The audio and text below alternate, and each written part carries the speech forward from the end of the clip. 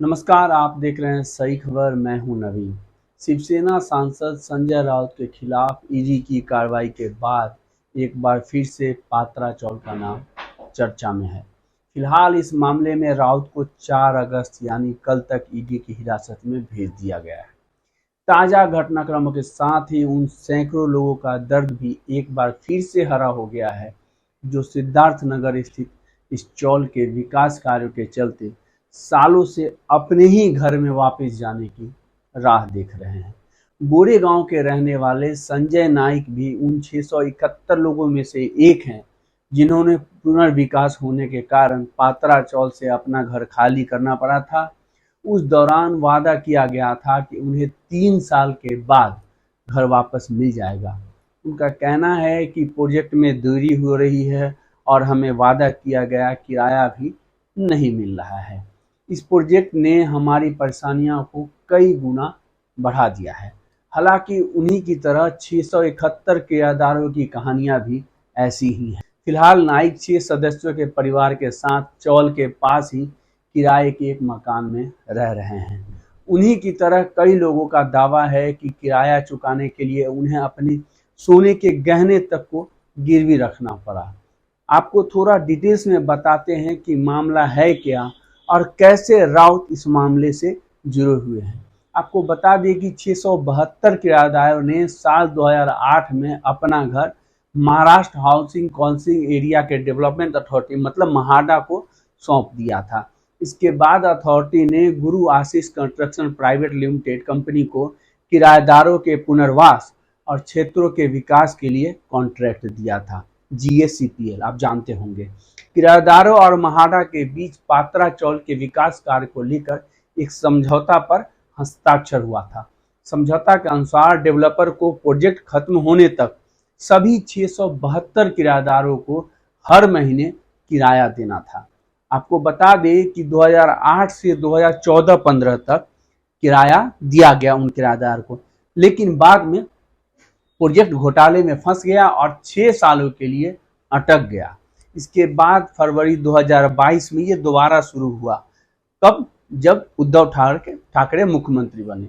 अगर आप मुंबई में रहते हैं या मुंबई में आपके कोई जानकार रहते हैं तो आप जानते होंगे कि मुंबई में 1 BHK के लिए कम से कम 20,000 रुपए आपको देना पड़ेगा। मध्यम वर्गीय होने के कारण कई किराएदार इतना किराया नहीं दे सके और इसीलिए वह विरार, वसई, नाला सुपारा, कल्याण, डोंबिवली, नवी मुंबई ऐसे इलाकों में चले गए जहां थोड़ा कम में किराया मिल जाता है। कुछ तो अपने गांव भी लौट गए और अपनी सभी उम्मीदें छोड़ दी। जब हम कुछ लोगों से बात करने की कोशिश किए तो उनका कहना है कि बीते 10-12 सालों में अपना घर का सपना लिए 100 से 150 लोगों की मौत भी हो चुकी है। लोगों का कहना है कि परिवारों को किराया मिले 6 साल हो गए हैं। हम महाडा से अनुरोध करते हैं लेकिन कुछ नहीं हो रहा।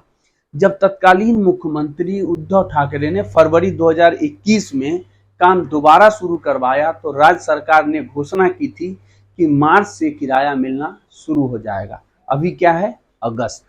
किराया अभी भी उन किराएदारों को नहीं मिल रहा है और दुर्भाग्य की बात अब तो वो मुख्यमंत्री भी नहीं है। खैर, बात संजय राउत की, उनका क्या कनेक्शन है इस चौल से? तो आपको बता दें कि ईडी लगातार संजय राउत को 1034 करोड़ रुपए के पात्रा चौल घोटाले जमीन के मामले में कई बार नोटिस भेजी, लेकिन हर बार कुछ न कुछ बहाना बना संजय राउत टालते रहे। एक दिन सुबह ईडी अचानक उनके घर पहुंची, उन्हें अपने दफ्तर ले आई। 9 घंटे तक लगातार पूछताछ हुआ और उसके बाद उनको गिरफ्तार कर लिया गया। अब कल तक वो ईडी की हिरासत में हैं। आरोप है कि महाडा संजय राउत के रिश्तेदार प्रवीण राउत की Guru Ashish construction company housing development and infrastructure limited HDIL की मिली भगत से यह घोटाला हुआ है। 2007 में महाडा ने गोरेगांव के सिद्धार्थनगर स्थित पात्रा चौल के रीडेवलपमेंट का काम गुरु आशीष कंस्ट्रक्शन कंपनी को दिया था। यहाँ महाडा को 47 एकड़ जमीन में कुल 672 घर बनाने थे। कंपनी को 3500 से ज्यादा फ्लैट बनाकर देने थे। महाडा के लिए फ्लैट्स बनाने के बाद बची हुई जमीन को प्राइवेट डेवलपर्स को बेचना था। लेकिन 14 साल बाद भी कंपनी ने लोगों को फ्लैट बनाकर नहीं दी।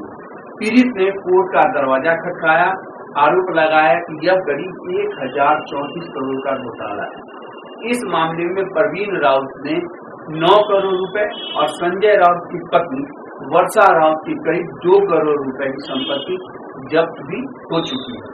वहीं ईडी सूत्रों के मुताबिक गुरु आशीष कंस्ट्रक्शन पर आरोप है कि इसके संचालकों ने 47 एकड़ जमीन पर महाडा की फ्लैट बनाने के बजाय उसे 8 अलग अलग बिल्डरों को बेचकर 1034 करोड़ रुपए कमाए। महाडा ने मार्च 2018 में गुरु आशीष कंस्ट्रक्शन के खिलाफ एक एफआईआर दर्ज कराई। इसकी अभी जांच चल ही रही है। वहीं पीएनसी बैंक घोटाले मामले में ईडी ने परवीन राउत को गिरफ्तार कर लिया। परवीन संजय राउत के करीबी माने जाते हैं। परवीन से हुई पूछताछ में संजय राउत के करीबी सुजीत पाटकर का भी नाम आया। सुजीत पाटकर संजय राउत के भी करीबी माने जाते हैं। ईडी ने सुजीत पाटकर के कई जगह ठिकाने पर छापेमारी की और कुछ अहम दस्तावेज जब्त किए।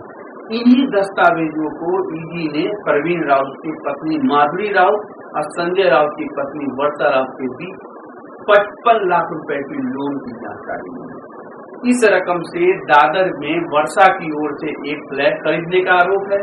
इसके साथ ही महाडा लैंड डील में परवीन राउत को कमीशन के तौर पर 95 करोड़ रुपए मिलने और सुजीत पाटकर की एक वाइन ट्रेडिंग कंपनी में संजय राउत की बेटी का पार्टनर होने का भी आरोप है। इसके अलावा संजय राउत की पत्नी वर्षा राउत और सुजीत पाटकर की पत्नी पर रुपयों में हेरा फेरी कर संयुक्त रूप से अलीबाग में जमीन खरीदने का भी आरोप है। हालांकि संजय राउत इन आरोपों को ट्वीट, प्रेस कॉन्फ्रेंस कर लगातार खारिज करते आए हैं। तो संजय राउत ईडी की गिरफ्तारी में है। कल आगे जो भी इससे जुड़ी अपडेट आएगी हम दोबारा आपके साथ जुड़ेंगे। अभी के लिए इतना ही। नमस्कार।